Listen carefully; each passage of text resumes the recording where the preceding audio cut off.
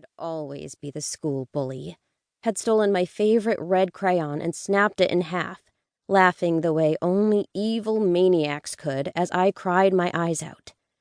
Fynn had shoved him so hard his butt hit the activity mat with a thud, loud enough to stop my tears. He then took my broken pieces of crayon to the teacher and asked for tape. He returned it to me, a thick bandage of Scotch tape around its middle. We'd been inseparable since. "What are you smiling at?"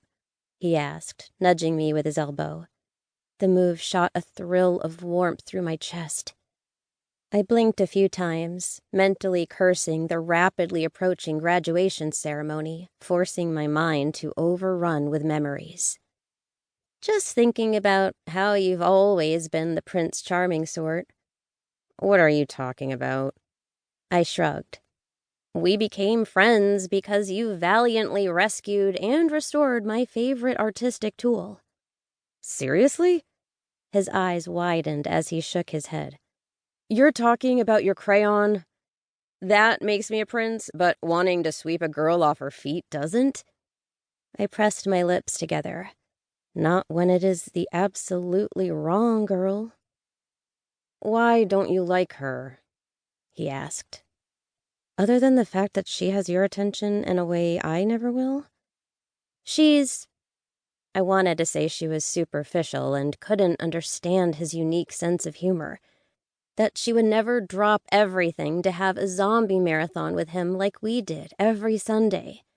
That she wouldn't respect the silence that surrounded him, blocking everything else out, when he set his sights on the perfect shot.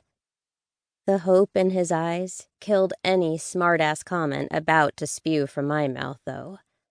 I wanted him to be happy. I'd always wanted that. "I don't really know her well enough, I guess." He nodded like that explained everything and pulled out another old issue of the newspaper, holding it up to examine the cover photo. "I remember when you took that," I said, snatching the paper out of his hands and gazing at the impeccable shot of a bald eagle that had landed on top of a snowbank just across the road from our school. Its dark chocolate feathers contrasted against the pure white of the snow as its talons dug into the icy mixture.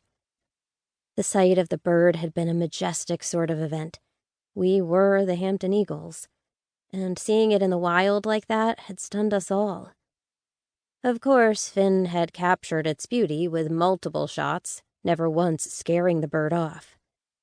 He had that sort of power with a camera, to become so still he practically melted into the scene. I loved watching him work, because he shifted into this intense calm, yet the passion he had for the gig was fiery in his eyes. "I swear, the closer I got to that bird, the more he contemplated plucking my eyeball out for an appetizer." He chuckled. "Gordon had put $20 on that happening," I said, laughing at the memory. I took that bet and used the winnings to buy Fynn lunch. "But you kept on snapping photos. How could I not?" He shrugged and put the copy of the paper into his box. "Not something you see every day." "I bet it will be for you," I said. "Your camera will take you places none of us will ever see."